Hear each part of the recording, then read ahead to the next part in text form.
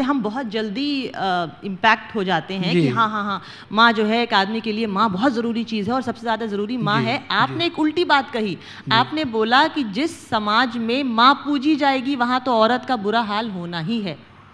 मैं आपसे अर्ज करूं, इसका थोड़ा सा अगर आप लोग पेशेंस रखें तो मैं 2-3 मिनट लगूँ। ज़रूर।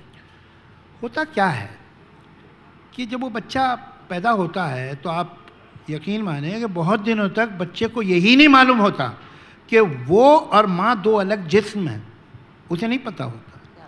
आप सबने देखा होगा कि बच्चे को आप हिलाते हैं तो सो जाता, आप उसे ज़ोर ज़ोर से थपकते हैं तो सो जाता। अरे बड़े आदमी को आप हिलाएंगे तो जाग जाएगा, बड़े इंसान को आप ऐसे ज़ोर ज़ोर से मारे उसकी नींद टूट जाएगी, बच्चा कैसे सो जाता?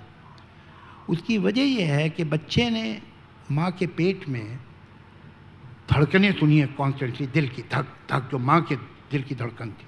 तो जब आप उसे ऐसे पैट करते हैं तो उसे वो फीलिंग होती है कि वो धड़कन आ रही है, तो उसे इत्मीनान हो जाता है कि मैं सेफ हूँ, मैं तो वहीं हूँ जहाँ था। जब आप बच्चे को हिलाते हैं तो वो जो जूसेस थे जिनमें वो हिलता था इस तरह से, उसे ऐसा महसूस होता है कि मैं वहीं हूँ, तो मैं सेफ हो जाता। उससे ये अरसे बाद मालूम होता है कि माँ और मैं दो अलग जिस्म हैं, दो अलग इंसान हैं। और उस गम को कम करने के लिए वो एक माँ जैसी चीज़ ढूंढता है, टेडी बेयर या एक ब्लैंकेट। वो चीज़ हमेशा नर्म होगी, गर्म होगी, मुलायम होगी, माँ की तरह। वाह। कि अब माँ तो नहीं है, अलग है, तो कोई चीज़ तो रख लूँ अपने पास माँ जैसी। ये बच्चा जब बड़ा होता है तो वो देखता है कि उसकी माँ के साथ जाती है, उसका बाप उसे ह्यूमिलेट कर रहा है, उस माँ की दादी उसे कर रही है, उसकी आंट्स उसे ह्यूमिलेट, उस घर में वो लड़की, वो औरत जो उसकी माँ है, वो ह्यूमिलेट हो रही है। ये बच्चा चूंकि माँ से किस्मत जुड़ी है तो सोचता है कि मैं बड़े होकर अपनी माँ के लिए कुछ करूँगा, और माँ के लिए उसके दिल में बेपनाह कंपैशन और लव और मोहब्बत पैदा होती है और वो पूछता है अपनी माँ को। लेकिन जब वो बड़ा हो जाता है तो वो माँ का बेटा तो है, लेकिन अब वो खुद भी मर्द हो चुका है, अब उसे दूसरी औरतों पे जुल्म करना है, तो वो अपने इस पॉजिटिव इमोशन को भी विप बना लेता है और दूसरी औरत पे इस्तेमाल करता है। तुम मेरी माँ की तरह दाल नहीं बना सकती, तुम में मेरी माँ जैसे घर संभालती थी तुम नहीं संभाल सकती।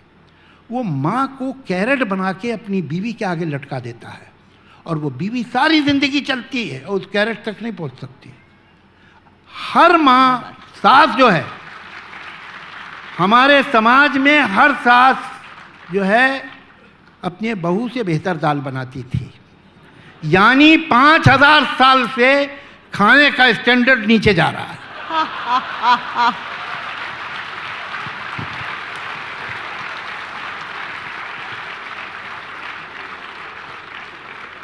ये कहना माँ की पूजा होनी चाहिए, माँ के तो पैरों के नीचे जन्नत होती है, स्वर्ग होता है, माँ बहुत आदरणीय है, माँ बहुत मुअज़्ज़ज़ है।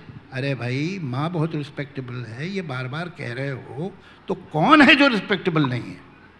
बाकी औरतें, बाप के बारे में तो कोई नहीं कहता है, बाप की बहुत इज्जत होनी चाहिए। अब बाप की इज्जत नहीं करो घर से निकाल देगा, करनी ही पड़ेगी। माँ के पैरों के नीचे जन्नत है, बाप के पैरों के नीचे जायदाद है।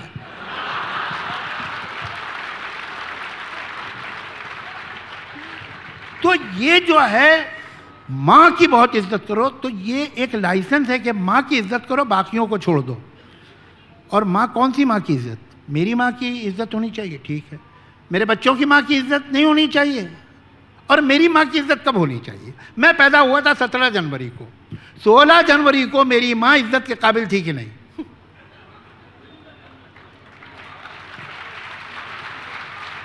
अगर नहीं थी तो वो काहे की रिस्पेक्टेबल है? रिस्पेक्टेबल तो मैं हूं, मैं, she is living in reflected glory.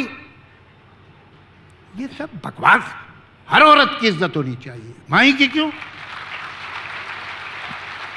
तो जिस समाज में बहुत इंसिस्टेंस है माँ देवी है, अरे माँ इंसान है, देवी नहीं है। तुम उसे वो राइट तो देना नहीं चाहते जो इंसानों को मिलते, उसे देवी बना के पेडेस्टल पे बैठा देते हो। बहुत अच्छी बात, बहुत अच्छी बात कही। कमाल है। बहुत। बाप देवता है कोई नहीं कहता, कभी सुना आपने? मैंने तो नहीं सुना। जी बिल्कुल।